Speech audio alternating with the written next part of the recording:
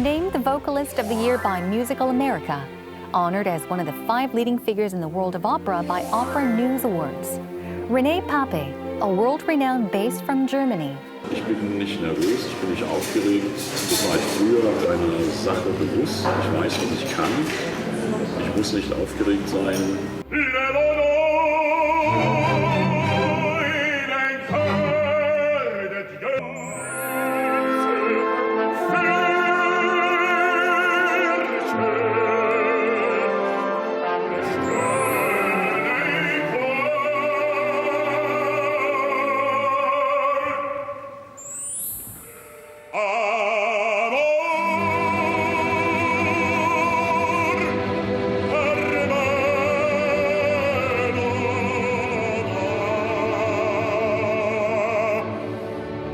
Today on Heart to Heart, we meet the master of operatic bass, René Pape.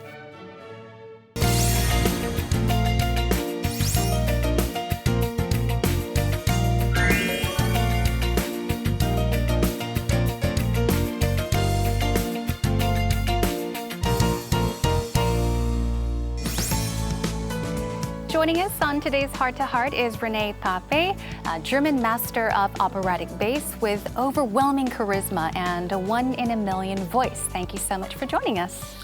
Thank you for having me here. Hello to everybody in Korea. I'm very happy to be here. My name is René Pape. I'm here the first time in my life, and I'm very excited and I'm very happy to be here tonight at your studio. Oh, thank you so much once again for joining us. I know that you are on a very busy, a very tight schedule.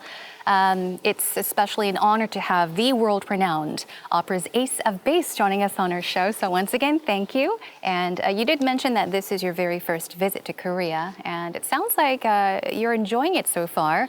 What was your first impression of Korea when you first arrived? Apartment houses. Yeah, there are tons when you of fly over, buildings. just apartment houses. So I till now I couldn't see the tradition and the history of the city. But after tomorrow I will go to the countryside and visit some temples and things like this. And when I entered the hotel, everybody was very nice and very kind to me. And people I'm working with here is just fantastic. So I'm really happy. I mean, Korea is known to be 70% mountains, so I'm sure that you'll have a chance to see all the mountains, the beautiful scenery, the beautiful things, and you'll get the chance to meet beautiful Koreans as well when you actually get to travel to the countryside. Definitely. As you have just mentioned, I believe this is your first visit to Korea, and you have just held your first concert in Korea. Is there a reason why you chose Verdi and Wagner for your first concert in Korea? Yes, of course. I mean, Verdi and Wagner is for a long time in my career the 2 major composers I always interpret, and to combine them, Verdi in the first half and Wagner in the second half, is like my life, you know. And also the music of both composers. Maybe some people, they think they are completely different, but for my soul and for my heart, they are very close together. And I know that Wagner really liked Italy, and he died in Italy, in Venice. And Verdi was kind of, he said always like, oh, Wagner is, why he's so famous? And he didn't like Wagner, but in the end, one of his last operas, Falstaff, he did a very similar Wagner way of composing. So, and for me, those 2 composers are very, very close together.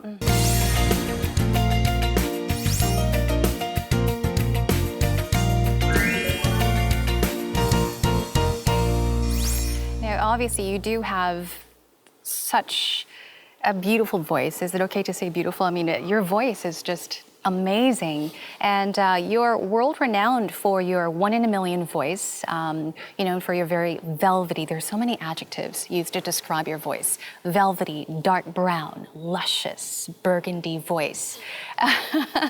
That usually when we talk about classical music, it's the tenors and the sopranos that usually or generally, grab the attention of people. But of course, you are known and loved for your very operatic smoothness and your just wonderful voice. So what would you say is your charm? What do you think attracts or captivates people?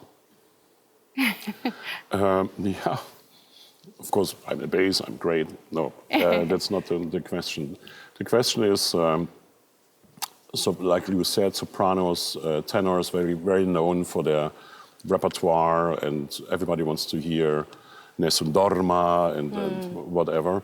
So, and we bassists, I'm not just talking about myself, I'm talking about my bass colleagues as well. We have actually a very dramatic and very beautiful repertoire as well. But long time in the past, record companies, they choose more tenors and sopranos. And we bassists, we were like kind of forgotten. So, and that's why I'm here and doing concerts, bringing the bass repertoire to public. And I'm not the only one. There are other colleagues that are doing the same.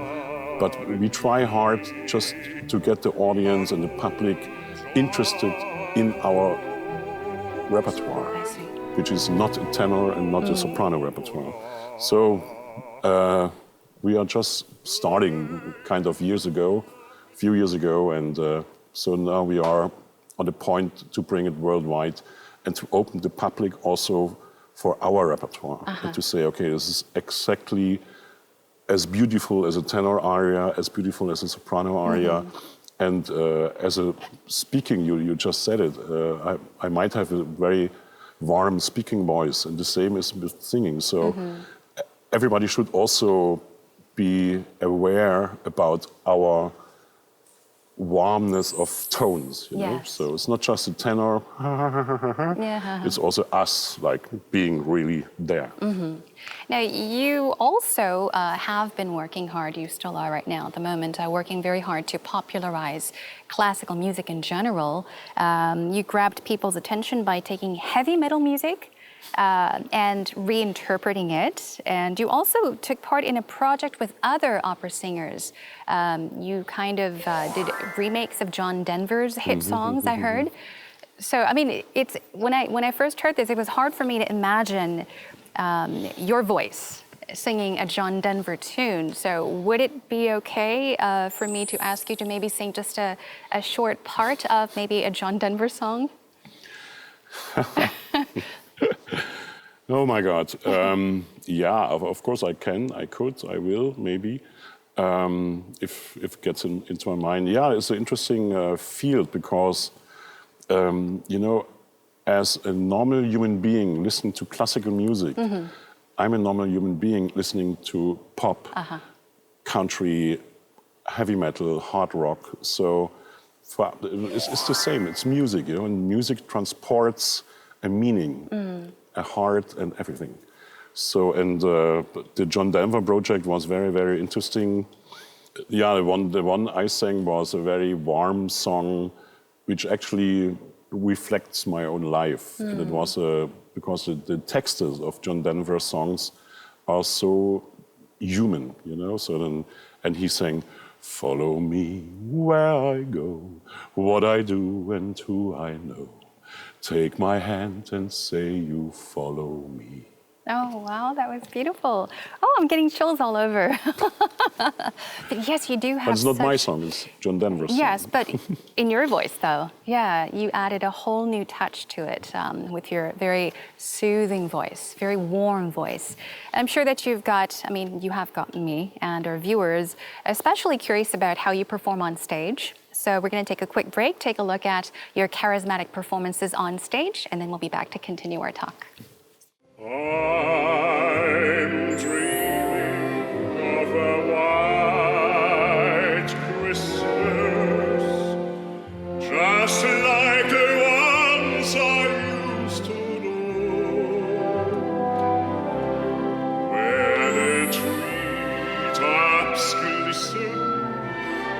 children, listen to hear sleigh bells in the snow. I'm dreaming of a white Christmas with all the Christmas cards I want. May your days be merry and bright, and may all your Christmases be white.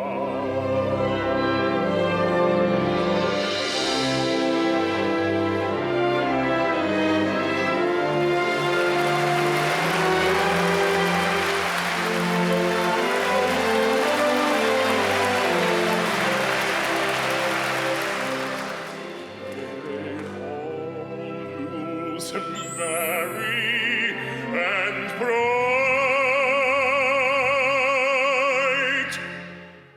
and may all your Christmases be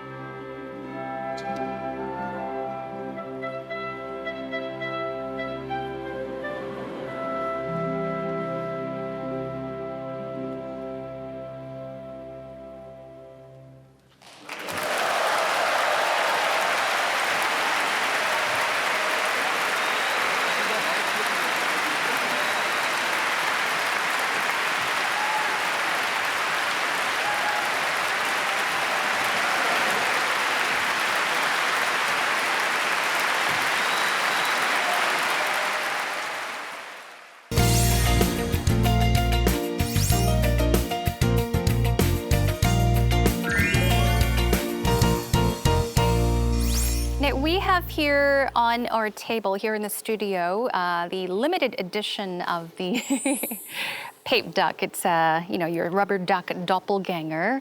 I heard that it was created to reflect your signature style as well as your sense of humor.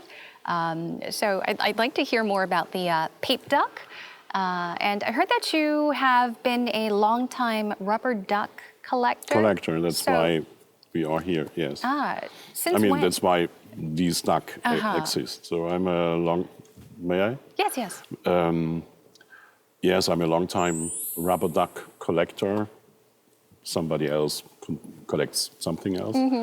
And like a year or 1.5 years ago, I thought, why not have, there are so many ducks about a football player or a rapper or a hip hopper or whatever. So then I thought, why not have my own duck?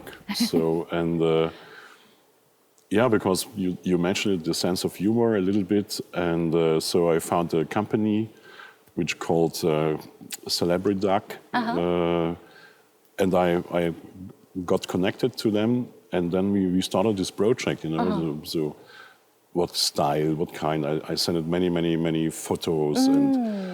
And shall we do it in an operatic costume, or shall we do it in a tuxedo? So I choose the tuxedo because I'm also a concert singer. I'm doing songs and recitals like this. And it shows a classical way of a classical man's outfit with a little sense of humor. Yes, it's very... It's my mini-me, you know? So... And I heard that it's called Pape duck. Pape duck, yes. Not Pape, but Pape duck. Because of America. Right, it's P-A-P-E, so that's how people would normally just easily In the pronounce States, they call it Pape duck. Pape duck. In Europe, they might call it Pape duck. Pape duck. But it doesn't matter. Okay. Well, since you said that you are, or you have been a long-time rubber duck collector, how many, or how big is your collection?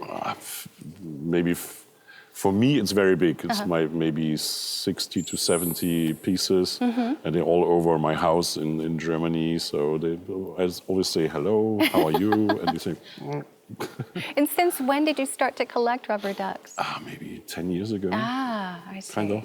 Is there a special reason why?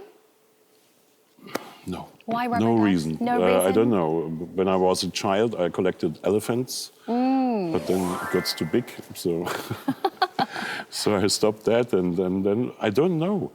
It was like a coincidence, and I thought, why not ducks? It's funny, you know. They make this funny noise, quack, quack, quack. Yeah. And I'm not making funny noises on stage, but I might do funny noises backstage. Right, So, on stage. Yeah. Okay, so we had a chance to talk about the limited edition. Limited. People, yes, our audience, our viewers should so know. please, this is everybody, limited edition. buys it on my They website. Yes, you can purchase it on your website.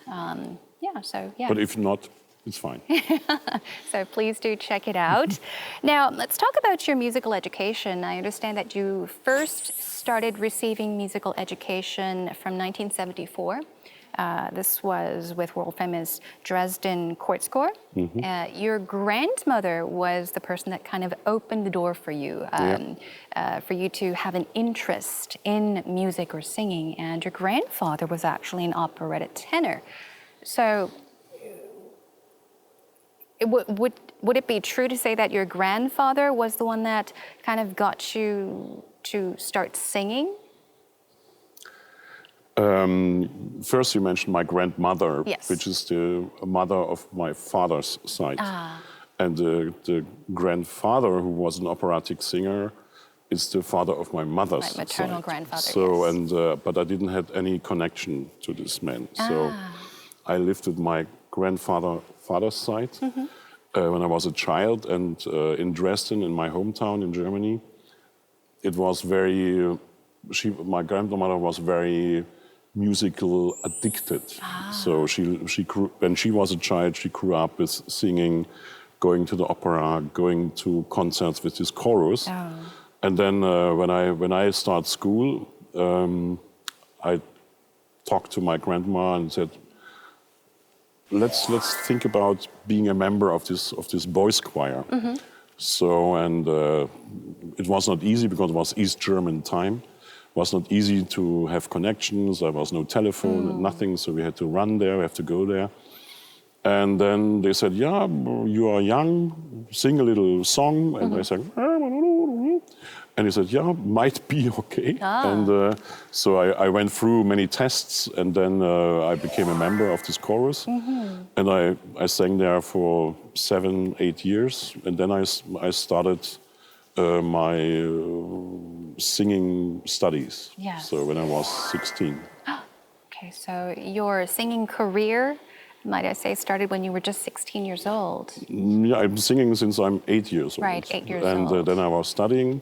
So when you were a student from 16 to 23, so I was studying that time. And from the age of 23, I became a member of the Berlin State Opera House. Yes. So I'm a professional singer since I'm 23 years old. So almost 30 years actually.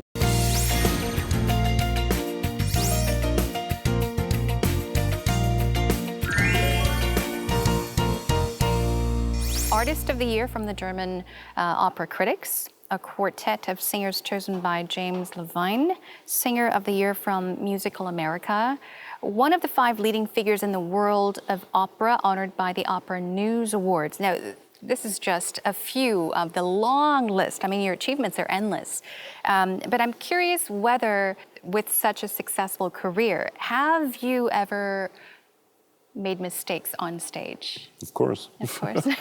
We are human beings. We're doing mistakes, of course. But it's hard to imagine. What would you say was the biggest mistake you ever made on stage? Not enter the stage. Entering in the time stage? to enter the stage because the call was too late or I couldn't reach the stage because the chorus was running out the stage and I was pushed back and no, but these are anecdotes, you know. These are things.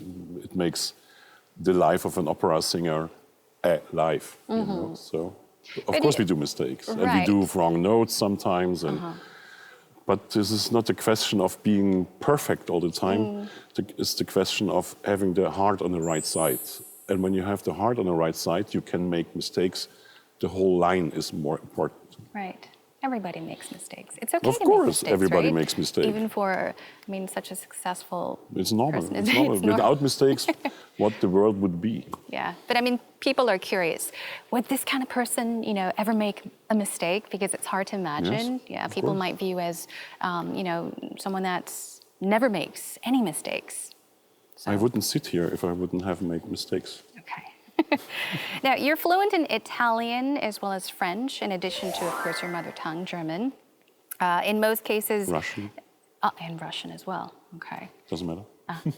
Wow, okay. They say that even the most distinguished singers, when they sing a song in a foreign language, they do have this accent. But people say that you're far from having an accent. You do not sound foreign at all.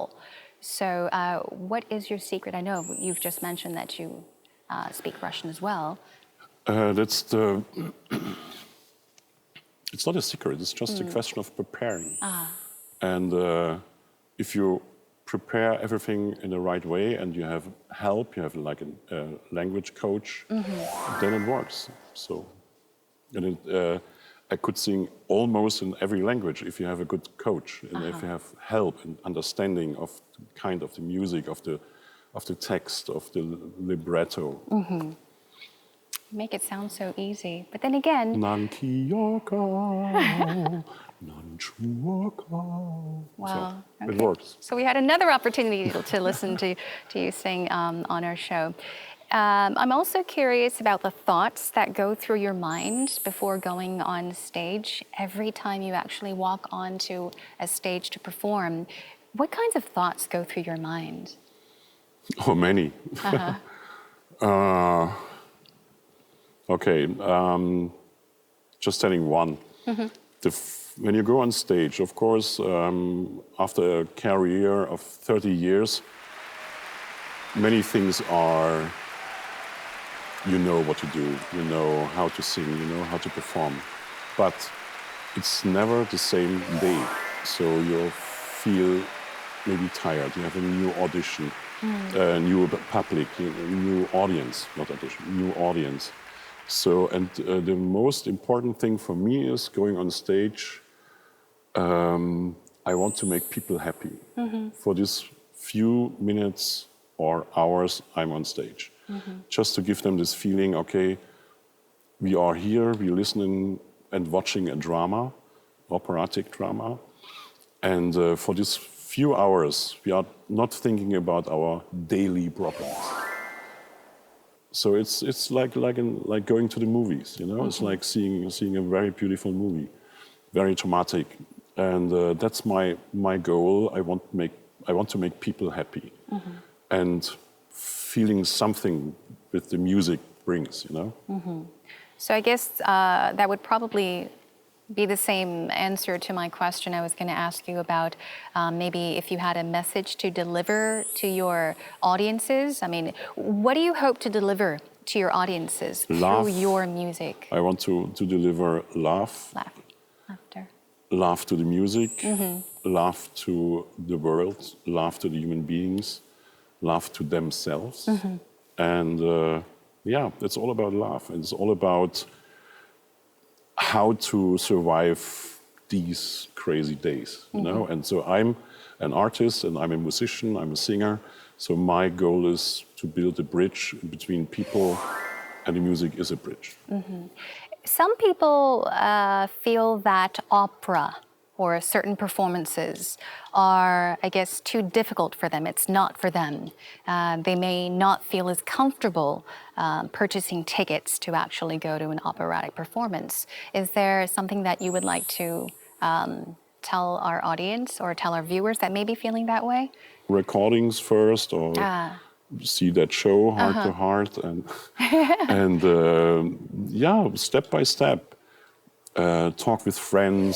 They might have an experience with classical music already, so it's not hard to go there, and it's not hard to just listen. You don't have to do things, you know, to just sit down and listen. In the end of a performance, the audience, they like it or they don't like it. So if they don't like it, they will not do it again. Right. But there's no it's not scary to go in a classical concert or in an opera. There's no fear, you know. This is just music, Right. which brings peace. That's right. It's just music, so don't be afraid. No. Give it a try. If you're willing, if you are interested, give it a shot. Right. I guess this brings us to the very end of our program. I would like to thank you once again for coming here on our show despite your very busy schedule. And we hope that you continue to thrill your audiences with your beautifully charismatic timbre, your voice. Thank you once again for joining us. Thank you very much. 감사합니다. 감사합니다.